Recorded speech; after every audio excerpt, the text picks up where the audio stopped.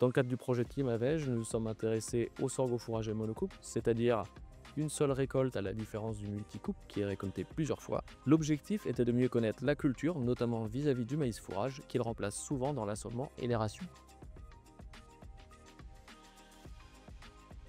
Vous êtes peut-être un peu perdu parmi tous les termes qui gravitent autour des sorgho, BMR, mâle stérile, photopériodique sensible, et pourtant certains ont leur importance pour bien choisir sa variété ou ses variétés.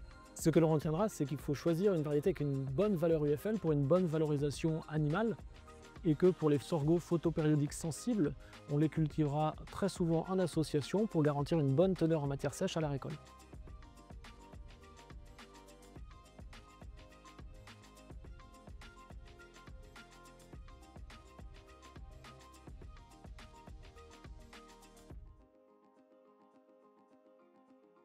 Le semis du sorgho est une étape cruciale pour favoriser une levée homogène, ce qui permettra de faciliter le désherbage.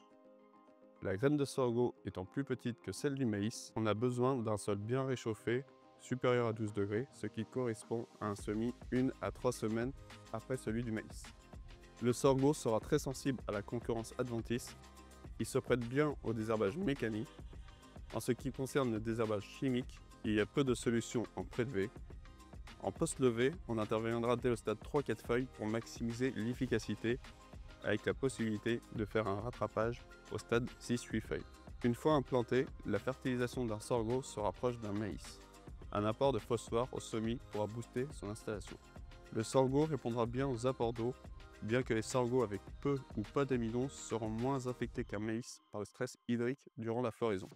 Ils conserveront leurs valeurs alimentaires et une bonne capacité de reprise de végétation au retour des pluies ou de l'irrigation. On limitera cependant l'irrigation tardive pour ne pas pénaliser le taux de matière sèche à la récolte, parfois faible. Des essais de comparaison de potentiel de rendement avec le maïs ont été conduits.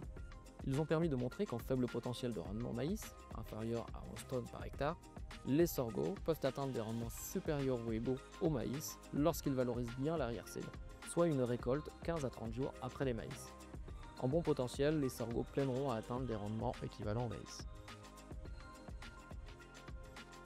Pour la récolte du sorgho, les réglages sont simples et similaires au maïs. En présence de grains pour les sorghos fertiles en profil amidon, on veillera à ne pas dépasser le stade laiteux-pâteux pour une bonne valorisation de l'amidon.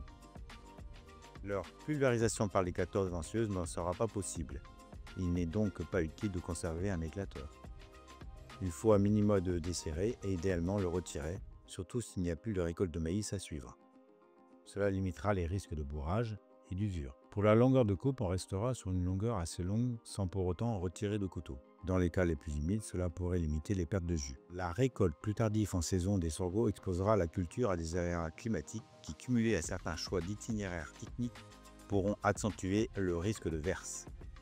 La verse ou les parcelles causales peuvent engendrer des problèmes de bourrage dans les becs d'ensileuses. Pour les parcelles sujettes à ces deux risques, on ne repoussera pas trop la récolte.